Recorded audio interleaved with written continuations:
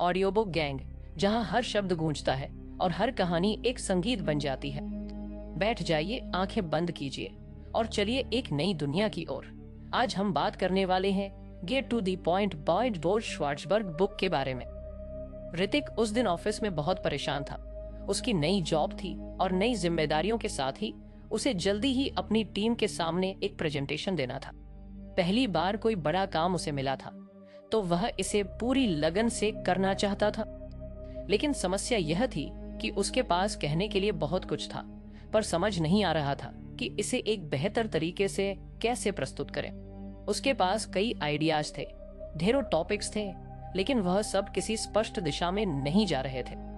हर बार जब वह अपने नोट्स तैयार करने बैठता तो उसकी बातें कुछ समय बाद बिखरने लगती थी। उसे अपने ही शब्दों में तर्क और वजन की कमी महसूस होती।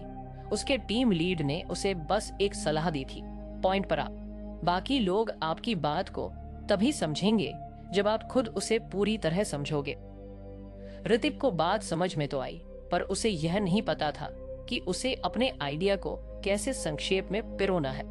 उसने ऑफिस की लाइब्रेरी में कुछ समय बिताने का सोचा। शायद कोई किताब, कोई लेख या कोई भी चीज उसकी उलझन सुलझा सकती थी। वह लाइब्रेरी में घूमा और किताबें पलटते हुए उसकी नजर एक किताब पर पड़ी, get to the point, sharpen your message and make your words matter, जो कि जोएल श्वार्ज़बर्ग ने लिखी थी। उसके कवर पर ही बड़े अक्षरों में लिखा था, शार्पन योर मैसेज, और ऋतिक को लगा शायद यही वह चीज है जो उसे चाहिए। उसने किताब उठाई और लाइब्रेरी के कोने में बैठकर पहले पन्ने को पढ़ना शुरू किया। पहले ही अध्याय में उसे किताब का असली मकसद समझ में आने लगा।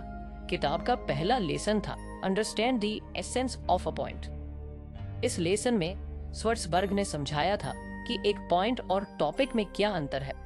अक्सर लोग टॉपिक को पॉइंट समझने की गलती कर बैठते हैं और अपनी बात को साफ तरीके से नहीं कह पाते। असल में एक पॉइंट ऐसा होना चाहिए जिसमें आप कुछ ऐसा कहें जो तार्किक हो, जिसमें एक मूल्य हो। ऋतिक ने पढ़ा, एक सच्चा बिंदु एक मूल्य का प्रस्ताव है। कुछ ऐसा जो आप तर्क संगत हो, जिसे आप चित्रित कर सकें और जिसे आप सिद्ध कर सकें। इसका मतलब यह नहीं था कि जो भी विचार हो उसे बस कह दिया जाए, बल्कि उसे ऐसा बनाना चाहिए कि वो अपने आप में पूर्ण और गहरे अर्थ वाला हो। ऋतिक को लगा, यही तो गलती कर रहा हूं। मैंने सोचा कि मेरे पास कई टॉपिक्स हैं और शायद वे काफी होंगे, लेकिन अब समझ आ रहा है कि टॉपिक्स और पॉइंट्स में क्या फर्क है। टॉपिक बस एक विचार है, जबकि पॉइंट वह विचार है जिसे आप प्रूव कर सकते हैं, जिसे आप साबित कर सकते हैं। वह याद करने लगा कि वह अपने प्रेजेंटेशन में कितनी बार बस इधर उधर की बातें जोड़ता चला गया था, पर वह किसी एक चीज पर फोकस नहीं कर पा रहा था। श्वार्ज़बर्ग ने यह भी समझाया कि एक सच्चा पॉइंट अपने आप में एक प्रॉब्लम का सॉल्यूशन होता है, जिसे आप इलस्ट्रेट कर सकते हैं और साबित कर सकते हैं। यह बहुत महत्वपूर्ण है, क्योंकि यदि आप कुछ ऐसा कहते हैं जिसमें कोई वजन नहीं है तो लोग उसे महत्व नहीं देंगे। किताब का यह लेसन पढ़कर ऋतिक को अपनी गलती समझ में आने लगी थी। उसने महसूस किया कि उसकी बातें खाली शेल्स की तरह थीं, जिनमें कोई जान नहीं थी, कोई असली मैसेज नहीं था। उसका प्रेजेंटेशन भी बस कुछ रैंडम थॉट्स की तरह बनता जा रहा था, जिसमें कोहेरेंस की कमी थी।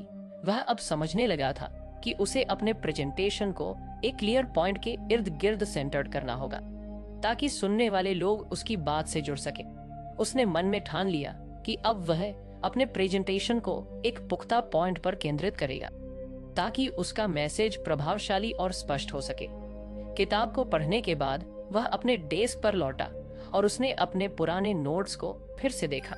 उसके पास ढेर सारी जानकारियां थी, कई आर्गुमेंट थे, लेकिन अब उसने अपने हर आर्गुमेंट को एक क्लियर पॉइंट में बदलने की कोशिश की।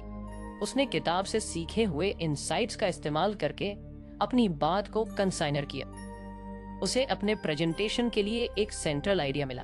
उसका कोर पॉइंट यह था कि एक साधारण स्टेटमेंट था, लेकिन उसमें गहराई और सार था। वह खुद को महसूस कर रहा था कि यह सच में एक पॉइंट है और उसे दूसरों तक पहुंचाना है। पहले उसकी सोच में उथल पुथल थी, पर अब क्लैरिटी आ चुकी थी। उसने अपने पॉइंट को तार्किक और सुसंगत तरीके से बांधना शुरू किया। अगले कुछ दिनों तक ऋतिक ने किताब को और गहराई से पढ़ा और श्वार्ज़बर्ग के इनसाइट्स का अपने प्रेजेंटेशन में उपयोग करने की कोशिश की। उसने अब जाना कि असली कला सिर्फ शब्दों में नहीं है, बल्कि उस एक पॉइंट को खोजने और फिर उसे साधने में है। प्रेजेंटेशन के दिन ऋतिक के अंदर आत्मविश्वास था, क्योंकि अब उसके पास एक सशक्त पॉइंट था जो हर सुनने वाले के लिए मीनिंगफुल और वैल्यूएबल था। उसने अपना प्रेजेंटेशन शुरू किया और पहले ही वाक्य में उसने अपना कोर पॉइंट प्रस्तुत कर दिया। अब वह किसी रैंडम बातों में नहीं भटका, बल्कि हर वाक्य उसके मेन पॉइंट को प्रूव करने की ओर बढ़ता गया। ऋतिक को महसूस हुआ कि श्वार्ज़बर्ग का लेसन सिर्फ प्रेजेंटेशन तक ही सीमित नहीं था, यह जिंदगी के हर पहलू में काम आता है। हम कई बार अपने विचारों को लेकर कंफ्यूज रहते हैं, क्योंकि हमें यह नहीं पता होता कि हमें असल में कहना क्या है। हमें बस टॉपिक्स का अंदाजा होता है, लेकिन एक सॉलिड पॉइंट नहीं होता। उसने खुद से कहा, शायद आगे चलकर जिंदगी में जब भी मुझे अपनी बात कहनी होगी, मैं पहले इस बात पर गौर करूंगा कि मेरी बात का असल पॉइंट क्या है, तभी मैं उसे ठीक से कह पाऊंगा। इस तरह से ऋतिक का जीवन बदलने लगा। अगर आपको हमारी फ्री समरी अच्छी लगती है तो आप हमारे चैनल को सब्सक्राइब कर सकते हैं, हमारी मेंबरशिप खरीद सकते हैं या हमें यूपीआई के थ्रू सपोर्ट कर सकते हैं। अब समरी पर वापस चलते हैं। उस एक किताब ने उसे न सिर्फ प्रेजेंटेशन स्किल्स सिखाई, बल्कि उसे एक नया नजरिया भी दिया। ऋतिक का प्रेजेंटेशन सफल रहा था। उसकी टीम मेंबर्स और बॉस ने उसे तारीफों से नवाजा और ऋतिक को यह समझ में आ गया कि अगर आपकी बात में रिटी और एक मजबूत पॉइंट हो तो उसे कम्युनिकेट करना भी उतना ही आसान हो जाता है। पर उसकी जर्नी यहीं खत्म नहीं हुई। ऋतिक की जिज्ञासा और बढ़ गई थी। उसने श्वार्ज़बर्ग की किताब में आगे के लेसन भी पढ़ने का फैसला किया ताकि वह इस स्किल में और बेहतर हो सके। ऋतिक ने किताब के दूसरे लेसन को पढ़ना शुरू किया, जिसका शीर्षक था identify and strength your point. इसमें श्वार्ज़बर्ग ने लिखा था कि एक अच्छा कटर वही होता है जो अपना मेन पॉइंट क्राफ्टिंग से पहले पहचान लेता है। सिर्फ यह जानना काफी नहीं है कि आपको क्या कहना है, बल्कि यह भी जरूरी है कि आपका मैसेज ताकतवर और प्रभावशाली हो। यह सीख ऋतिक को गहरे तौर पर छू गई। उसे अब समझ में आने लगा था कि उसका पहला लेसन पॉइंट और टॉपिक के अंतर को समझना सिर्फ शुरुआत थी। अब उसे अपने पॉइंट को और मजबूत बनाना था। ऋतिक किताब पढ़ते पढ़ते रुक गया और सोचने लगा कि अब वह जो भी बातें कहेगा उनमें एक ताकत होनी चाहिए। श्वार्ज़बर्ग के मुताबिक एक स्ट्रॉन्ग पॉइंट वही होता है जिसे लोग आसानी से न सिर्फ समझ पाएं बल्कि उसे याद भी रखें। इस बात ने ऋतिक को और प्रेरित किया। उसे लगा कि शायद पिछली बार उसने एक पॉइंट तो बनाया, पर उसमें वह मजबूती नहीं थी जिसे वह चाहता था। उसे यह भी समझ में आया कि कई बार हमारे विचारों में गहराई तो होती है, पर हम उसे सही तरीके से एक्सप्रेस नहीं कर पाते। इस बार ऋतिक ने एक और नई चुनौती खुद के लिए तय की। वह अपना अगला प्रेजेंटेशन बनाएगा, पर इस बार उसका पॉइंट और भी अधिक मजबूत और इम्पैक्टफुल होगा। श्वार्ज़बर्ग ने किताब में बताया था कि एक मजबूत पॉइंट बनाने के लिए सबसे पहले अपनी बात की क्लैरिटी पर ध्यान देना जरूरी है।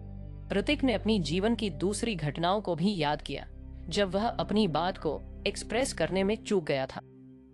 उसे याद आया कि कैसे उसने कई बार दो दोस्तों के बीच में अपने तर्क दिए थे, पर वह उतने कंपेन नहीं थे जितना वह चाहता था। श्वार्ज़बर्ग ने यह भी कहा था कि अपना मेन पॉइंट पहचानने के बाद ही किसी मैसेज को क्राफ्टिंग करना चाहिए ताकि उसमें फोकस और क्लैरिटी रहे। ऋतिक ने किताब में आगे पढ़ा कि जब एक बार आप अपना मेन पॉइंट पहचान लेते हैं तो उसे मजबूत बनाने के लिए उस पर मेहनत करनी पड़ती है।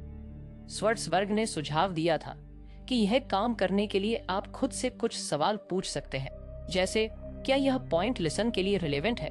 क्या मैं इसे तर्क संगत तरीके से प्रमाणित कर सकता हूँ? क्या इसमें ऐसा कुछ है जिसे लोग आसानी से याद रख सकें? इन सवालों ने ऋतिक की सोच को और भी दिशा दी। ऋतिक ने मन में ठान लिया कि अब वह अपने पॉइंट को खुद से पूछे गए इन सवालों के जरिए और मजबूत करेगा। उसने अपनी पर्सनल डायरी में कुछ पॉइंट्स लिखने शुरू किए और उन पर विचार किया कि क्या उनमें वाकई में कोई ऐसा है जो दूसरों को प्रभावित कर सके। उसने महसूस किया कि जब आप अपने पॉइंट को इस तरह अनाउंस करते हैं तो आपकी सोच और भी साफ हो जाती है। अब वह किसी भी टॉपिक पर तुरंत बोलने से पहले अपने मेन पॉइंट को स्ट्रेंथ करने की कोशिश करता था। कुछ दिनों बाद ऋतिक को एक और अवसर मिला कि वह अपने बॉस के सामने कुछ महत्वपूर्ण बातें रख सके। उसे एक नई रणनीति पर अपने विचार देने थे और इसे लेकर वह उत्साहित था। इस बार उसने श्वार्ट्ज़बर्ग के लेसन को ध्यान में रखकर पहले अपने मेन पॉइंट को अच्छी तरह पहचान लिया। सिर्फ एक प्रेजेंटेशन नहीं, बल्कि एक मजबूत और इम्पैक्टफुल मैसेज होगा। जब प्रेजेंटेशन का दिन आया तो ऋतिक ने पहले ही अपनी बातें कंसाइनर कर ली थी। उसने पहले ही डिटरमिन कर लिया था कि उसका कोर मैसेज क्या होगा और उसे कैसे बेस्ट तरीके से पेश किया जाए। इस बार उसकी बातों में केवल जानकारी नहीं थी, बल्कि एक सशक्त मैसेज था जो टीम के लिए रिलेवेंट और समझने में आसान था। जैसे ही वह अपनी बात खत्म कर रहा था, उसने टीम के कुछ लोगों के चेहरों पर संतोष देखा। हर कोई उसकी बात को समझ रहा था और उसे लेकर सहमति भी जता रहा था। ऐसा लग रहा था कि इस बार उसकी बातें सिर्फ सुनी नहीं जा रही थी, बल्कि उन्हें समझा भी जा रहा था। ऋतिक ने महसूस किया कि अब वह सिर्फ बातें करने के लिए बातें नहीं कर रहा था, बल्कि उसे समझ आ गया था कि अपनी बात को कैसे मीनिंगफुल और इम्पैक्टफुल बनाया जा सकता है। श्वार्ट्ज़बर्ग के दूसरे लेसन से उसे बहुत कुछ सीखने को मिला था। अब उसे यह एहसास हुआ कि किसी भी मैसेज को इम्पैक्ट बनाने के लिए उसे खुद ही अपनी बात को और बेहतर बनाना होगा। ऋतिक के जीवन में यह किताब अब सिर्फ एक साधारण किताब नहीं रही थी। अब वह हर एक बातचीत, हर एक प्रेजेंटेशन और यहाँ तक कि दोस्तों और परिवार के साथ अपनी पर्सनल बातचीत में भी इस कला को इस्तेमाल करने लगा था। उसे समझ में आ गया था कि श्वार्ट्ज़बर्ग की यह बातें सिर्फ प्रोफेशनल लाइफ में नहीं, बल्कि पर्सनल लाइफ में भी काम आती हैं। ऋतिक श्वार्ट्ज़बर्ग की किताब के अगले लेसन पर पहुंच गया था।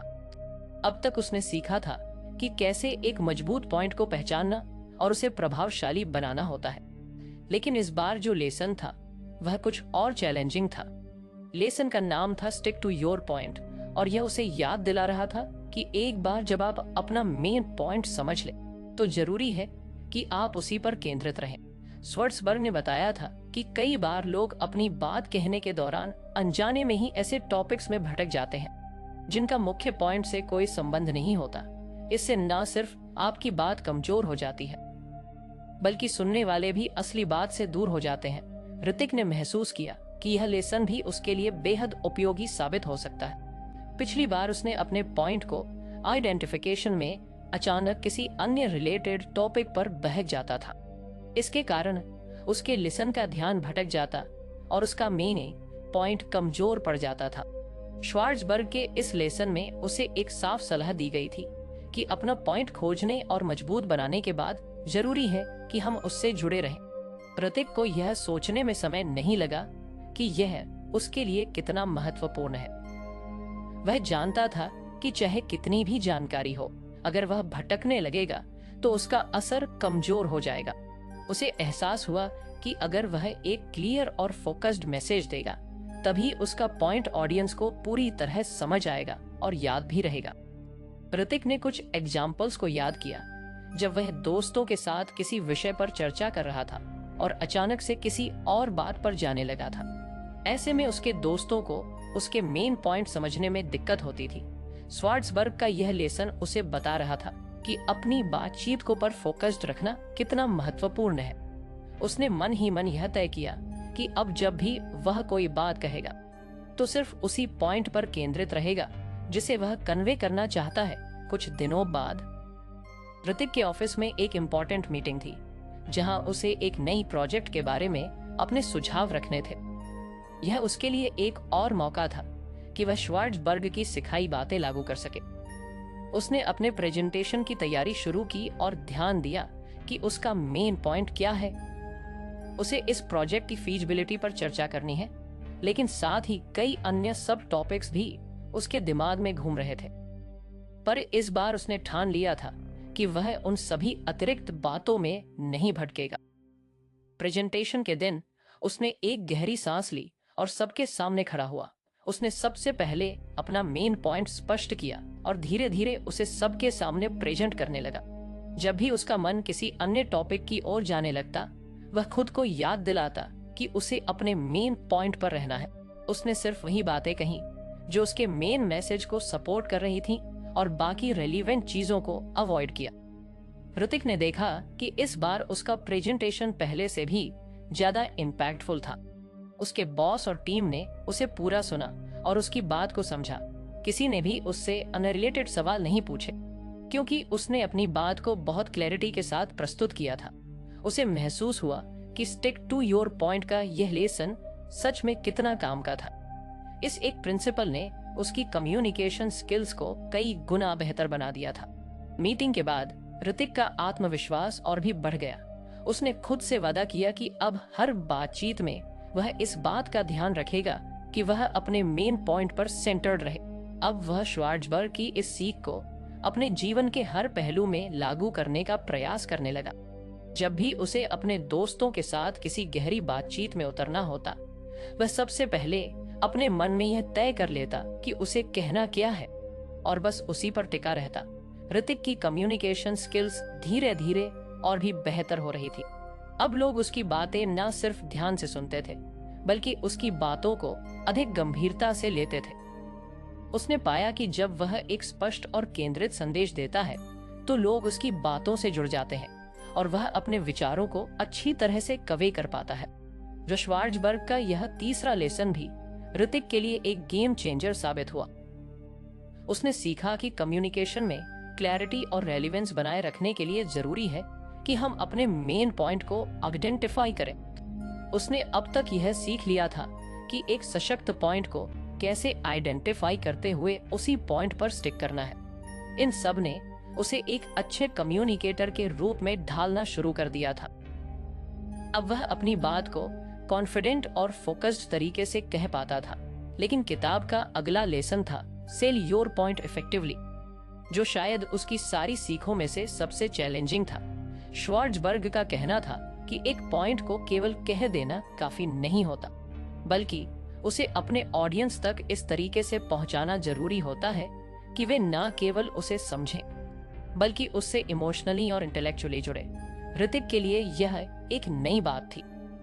वह अब तक यह समझ चुका था कि क्लैरिटी और फोकस होना जरूरी है, लेकिन एक इम्पैक्टफुल मैसेज देने के लिए जरूरी है कि आप अपनी बात को इस तरह से पेश करें कि सुनने वालों को लगे कि यह बात उनके लिए भी रिलेटेंट और मीनिंगफुल है।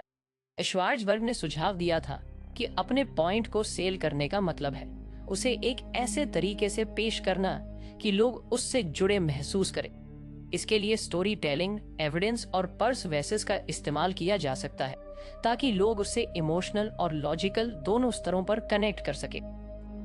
ऋतिक को यह समझ में आ गया था कि अब उसे अपनी बात को एक ठोस आर्गुमेंट के रूप में पेश करना होगा और उसे इस तरह से कम्युनिकेट करना होगा कि लोगों को लगे कि यह सिर्फ एक विचार नहीं है, बल्कि एक वैल्यूएबल प्रपोजिशन है। ऋतिक ने इस पर काफी सोच विचार किया और उसे याद आया कि उसने कई बार अपने बॉस को प्रभावशाली तरीके से अपनी बात को समझाते देखा था। बॉस अपनी बात को सिंपल तरीके से नहीं, बल्कि कई बार स्टोरीज के साथ समझाते थे, जिससे लोग उनकी बातों से जल्दी कनेक्ट कर लेते थे।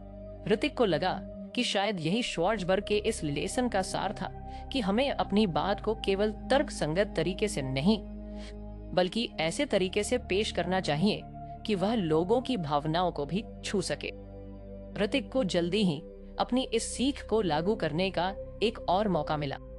ऑफिस में एक नई पॉलिसी को लेकर मीटिंग होनी थी और ऋतिक को इसमें अपनी टीम के हित में सुझाव देने थे। इस बार उसने तय किया कि वह सिर्फ फैक्ट्स और फिगर्स का ही सहारा नहीं लेगा, बल्कि अपने पॉइंट को ज्यादा एंगेजिंग और इम्पैक्टफुल बनाने के लिए एक छोटी कहानी का इस्तेमाल करेगा। मीटिंग के दिन उसने अपनी बात कुछ इस तरह शुरू की, मैं आप लोगों को एक छोटा सा किस्सा सुनाना चाहता हूँ। मान लीजिए एक टीम है जो बहुत मेहनती है, लेकिन उनके पास क्लैरिटी नहीं है कि आखिरकार उनके गोल्स क्या है। वे बहुत मेहनत करते हैं, लेकिन उनकी मेहनत का असर कम दिखता है क्योंकि उनकी दिशा साफ नहीं है। अब इसी टीम को अगर एक क्लियर विजन और उद्देश्य दिया जाए तो वे कितनी प्रोडक्टिव हो सकती हैं। इसका अंदाजा आप खुद लगा सकते हैं। फिर उसने अपनी बात को कनेक्ट किया कि कैसे यह नई पॉलिसी उनकी टीम को एक क्लियर डायरेक्शन दे सकती है। उसने अपने पॉइंट को बस एक कोल्ड फैक्ट की तरह पेश नहीं किया, बल्कि एक रिलेटेबल कहानी के माध्यम से उसे समझाया। उसने देखा कि उसकी इस अप्रोच का असर बहुत गहरा था। उसकी टीम के सदस्य उसकी बात से न केवल सहमत हुए, बल्कि उन्होंने उसे अपने पॉइंट को कम्युनिकेट करने के लिए भी अप्रिशिएट किया। ऋतिक को यह एहसास हुआ कि जब आप अपनी बात को रिलेटेबल तरीके से कहते हैं तो लोग उससे ज्यादा जुड़ते हैं। ऋतिक ने इस लेसन से एक और बात सीखी थी, और वह थी एविडेंस की ताकत। श्वार्ज़बर्ग ने समझाया था कि अपनी बात को मजबूत बनाने के लिए सिर्फ इमोशन ही नहीं, बल्कि तर्क और प्रामाणिकता का भी सहारा लेना चाहिए।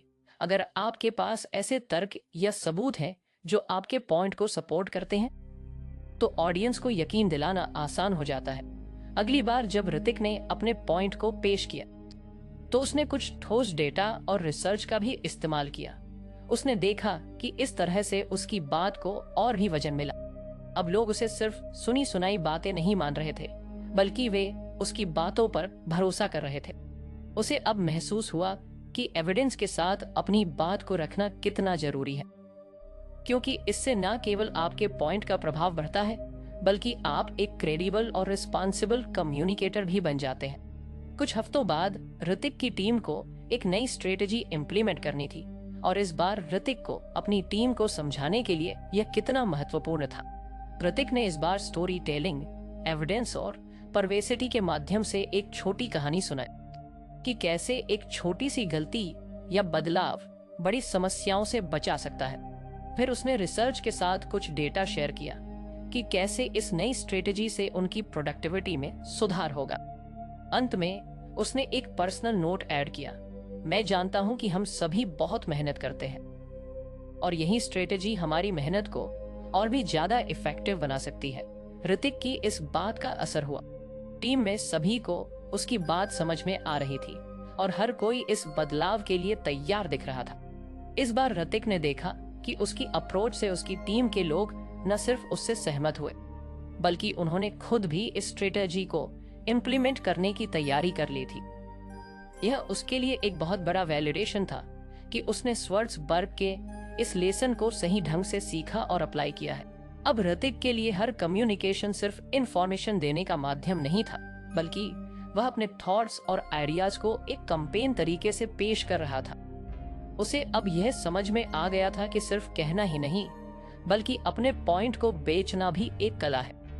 उसने महसूस किया कि जब आप अपनी बात को परवेसिव तरीके से रखते हैं, लोग न केवल आपकी बात सुनते हैं, बल्कि उस पर विश्वास भी करते हैं और उसे अमल में लाने के लिए भी प्रेरित होते हैं। श्वार्ज़बर्ग का यह लेसन ऋतिक के लिए एक टर्निंग पॉइंट साबित हुआ। उसने सीखा कि अपनी बात को इम्पैक्टफुल और मेमोरेबल बनाने के लिए उसे इस तरह से पेश करना चाहिए कि लोग उससे जुड़ सकें और उसे वैल्यू कर सकें। ऋतिक ने श्वार्ज़बर्ग की किताब के अगले और अंतिम लेसन तक पहुंचते हुए देखा कि अब उसकी कम्युनिकेशन स्किल्स में एक अलग ही स्तर की परिपक्वता आ गई थी। अब तक उसने सीखा था कि किस तरह एक मजबूत पॉइंट को आइडेंट करना, उसे स्ट्रेंथ करना, उस पर स्टिक करना और उसे इफेक्टिवली बेचना है। यह सब सीखने के बाद भी उसे महसूस हुआ कि कुछ ऐसा है जो उसे और मजबूत बनाएगा। श्वार्ज़बर्ग का आखिरी लेसन यही था, प्रैक्टिस मेक्स परफेक्ट। इस लेसन ने उसे यह सिखाया कि किसी भी स्किल को निखारने का सबसे बेहतरीन तरीका है निरंतर अभ्यास। श्वार्ज़बर्ग का मानना था कि कम्युनिकेशन भी किसी अन्य स्किल की तरह ही है, जिसमें एक्सपर्टीज हासिल करने के लिए नियमित अभ्यास की जरूरत होती है। उन्होंने लिखा था कि स्पीच या प्रेजेंटेशंस की रिहर्सल करने से आप अपने मटेरियल के साथ ज्यादा कंफर्टेबल हो जाते हैं, जिससे आपकी डिलीवरी में सुधार आता है और आपका मैसेज ज्यादा इफेक्टिवली पहुंचता है। साथ ही यह भी जरूरी है कि हर बार प्रैक्टिस के बाद आप खुद को एनालाइज करें और यह देखें कि आपको किन क्षेत्रों में सुधार की जरूरत है। ऋतिक के लिए यह लेसन काफी आई ओपनिंग था। उसने सोचा कि कितनी बार उसने बिना प्रिपरेशन के प्रेजेंटेशंस दिए हैं और उसका असर वैसा नहीं पड़ा जैसा वह चाहता था। वह जानता था कि प्रैक्टिस करने से न केवल उसका कॉन्फिडेंस बढ़ेगा, बल्कि वह अपनी बात को ज्यादा इफेक्टिवली रख पाएगा। उसने यह तय किया कि वह अपनी नेक्स्ट प्रेजेंटेशन के हर पहलू पर प्रैक्टिस करेगा और खुद को बेहतर बनाने के लिए फीडबैक भी लेगा। कुछ दिन बाद उसे एक बड़ी प्रेजेंटेशन देने का मौका मिला। इस बार उसने अपनी पुरानी आदत को छोड़ते हुए अच्छे से तैयारी करने का फैसला किया। उसने प्रेजेंटेशन की रिहर्सल करनी शुरू की और हर पॉइंट को प्रैक्टिस किया ताकि डिलीवरी स्मूथ और इम्पैक्टफुल हो। हर बार रिहर्सल के दौरान वह अपने शब्दों, जेस्चर और टोन पर ध्यान देता। अगर कोई पॉइंट अनक्लियर लगता तो उसे सुधारने की कोशिश करता। ऋतिक ने यह भी समझा कि केवल प्रैक्टिस करना ही काफी नहीं है, फीडबैक लेना भी जरूरी है। उसने अपने एक करीबी दोस्त को बुलाया और उसे प्रेजेंटेशन सुनाने लगा। दोस्त ने कुछ कंस्ट्रक्टिव फीडबैक दिया और बताया कि कहां-कहां वह और सुधार कर सकता है। ऋतिक ने उन फीडबैक पॉइंट्स को इनकॉर्पोरेट किया और अपनी प्रेजेंटेशन को और पॉलिश्ड बनाया। इस बार रिहर्सल ने उसे यह कॉन्फिडेंस दिया कि वह अपने ऑडियंस के सामने कॉन्फिडेंटली खड़ा हो सकेगा। अगले दिन जब उसने अपने कॉलीग और बॉस के सामने प्रेजेंटेशन दी तो उसका आत्मविश्वास पहले से कहीं ज्यादा था। उसने अपनी बात को स्पष्ट, संक्षिप्त और सुनिश्चित रूप से पेश किया। उसकी डिलीवरी इतनी प्राकृतिक लग रही थी, जैसे वह सब स्पॉन्टेनियस कह रहा हो, लेकिन उसके पीछे प्रैक्टिस का ही असर था। उसकी प्रेजेंटेशन खत्म होते ही पूरी टीम ने तालियों की गड़गड़ाहट से उसकी सराहना की। ऋतिक को उस समय एहसास हुआ कि प्रैक्टिस ने न सिर्फ उसकी कम्युनिकेशन स्किल्स को निखारा था, बल्कि उसे अपने मैसेज को और पावरफुल बनाने में भी मदद की थी। ऋतिक ने अब यह तय कर लिया कि चाहे छोटी सी बातचीत हो या बड़ा प्रेजेंटेशन, वह हमेशा रिहर्सल करेगा। उसने देखा कि प्रैक्टिस के दौरान उसे अपने वीकनेसेस का अंदाजा हुआ और फीडबैक से उसे सही डायरेक्शन में सुधार करने का मौका मिला। श्वार्ट्जबर्ग गया था। यह लेसन उसके लिए बहुत वैल्यूएबल साबित हुआ था, क्योंकि अब उसे पता चल गया था कि एक बेहतरीन कम्युनिकेटर बनने का सबसे अच्छा तरीका है अपने स्किल्स पर लगातार काम करना। इसके बाद ऋतिक ने अपने पर्सनल लाइफ में भी इस टेक्निक को अप्लाई करना शुरू कर दिया। उसने महसूस किया कि कई बार पर्सनल कन्वर्सेशन में भी प्रैक्टिस और प्रिपरेशन की जरूरत होती है, खासकर जब उसे अपने परिवार के साथ कुछ महत्वपूर्ण बातें साझा करनी होती। उसने अपने विचारों को सोच समझकर प्रैक्टिस करना शुरू किया ताकि वह अपने रिश्तों में भी क्लैरिटी और इम्पैक्ट ला सके। ऋतिक ने अपनी सफलता को श्वार्ट्जबर्ग के इन 5 लेसन्स का परिणाम माना, लेकिन सबसे महत्वपूर्ण लेसन जिसने उसे हर स्किल को पॉलिश करने का अल्टीमेट तरीका सिखाया, वही प्रैक्टिस मैक्स परफेक्ट था। इसने न केवल उसकी कम्युनिकेशन स्किल्स को बढ़ाया, बल्कि उसे यह भी सिखाया कि कोई भी स्किल समय और मेहनत से निखरती है। ऋतिक ने श्वार्ट्जबर्ग की किताब के सभी लेसन से बहुत कुछ सीखा था। उसने अपने कम्युनिकेशन स्किल्स को एक नई ऊंचाई पर पहुंचते हुए महसूस किया था। अब वह न केवल अपने पॉइंट्स को इफेक्टिवली आइडेंटिफाई कर सकता था, बल्कि उसे यह सिखाया था कि किसी भी स्किल को रिफाइन करने के लिए नियमित अभ्यास जरूरी है। किताब खत्म करने के बाद ऋतिक ने अपने जीवन के हर पहलू में इन सीखों को इम्प्लीमेंट करना शुरू कर दिया। ऑफिस में प्रेजेंटेशंस देना अब उसके लिए किसी की चुनौती से कम नहीं था, बल्कि वह हर प्रेजेंटेशन को एक अपॉर्चुनिटी मानकर अपने आप को बेहतर बनाने की कोशिश करता। उसने अपने सहकर्मियों के सामने अपनी बातों को क्लियर और कंसा तरीके से पेश करना शुरू कर दिया। जहां पहले उसे अपनी बात कहने घबराहट महसूस होती थी, अब वह आत्मविश्वास से भरा हुआ लगता था। उसे यकीन हो गया था कि उसके पास अब वह टूल किट है जिससे वह किसी भी कम्युनिकेशन चैलेंज को हैंडल कर सकता है। ऋतिक का यह ट्रांसफॉर्मेशन सिर्फ उसके प्रोफेशनल जीवन तक ही सीमित नहीं रहा। उसने पाया कि घर पर भी वह अपनी बातों को बेहतर तरीके से एक्सप्रेस करने लगा है।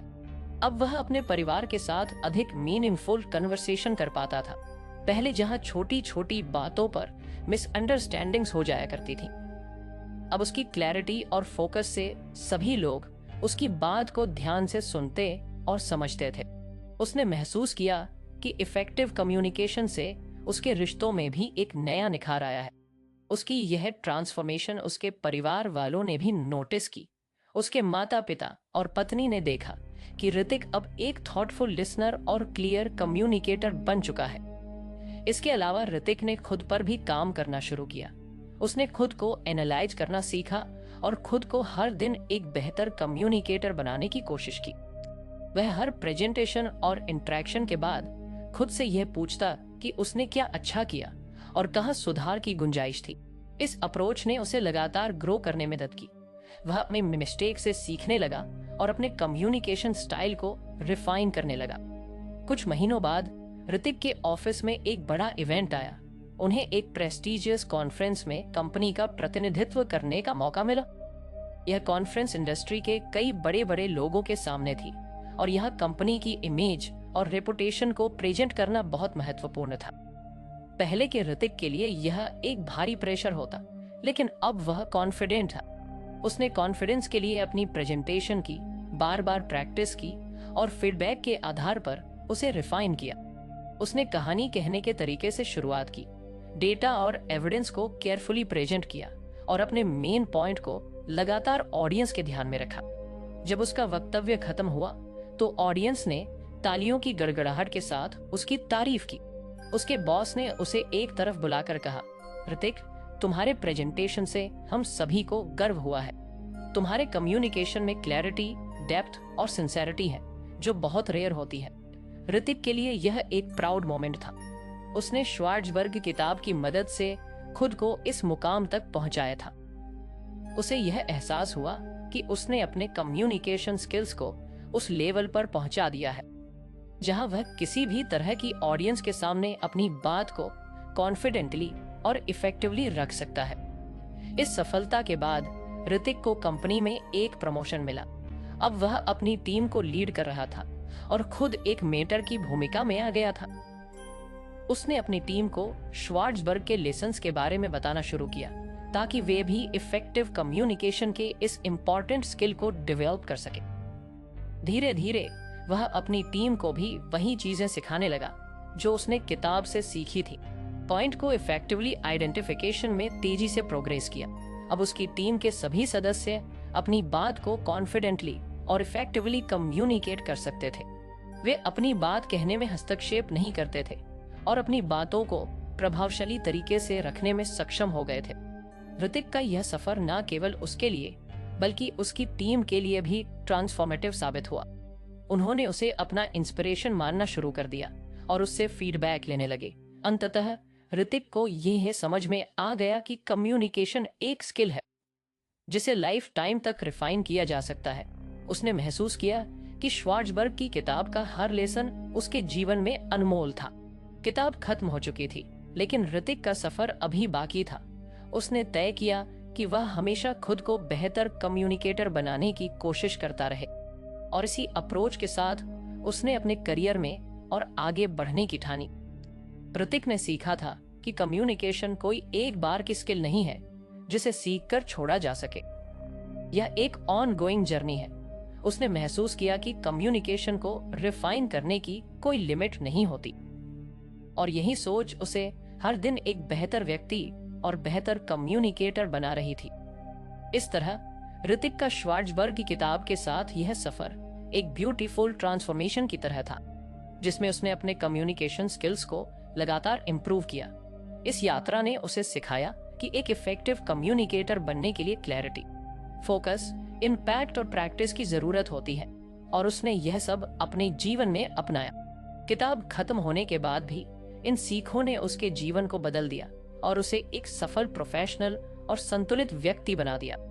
शब्दों की यह यात्रा यहीं समाप्त होती है, पर असर चलता रहेगा। यदि कहानी ने कुछ सोचने पर मजबूर किया हो तो सब्सक्राइब करें, फॉलो करें और इस अनुभव को दूसरों तक पहुंचाएं, क्योंकि अगली कहानी शायद आपकी अपनी हो। जय हो।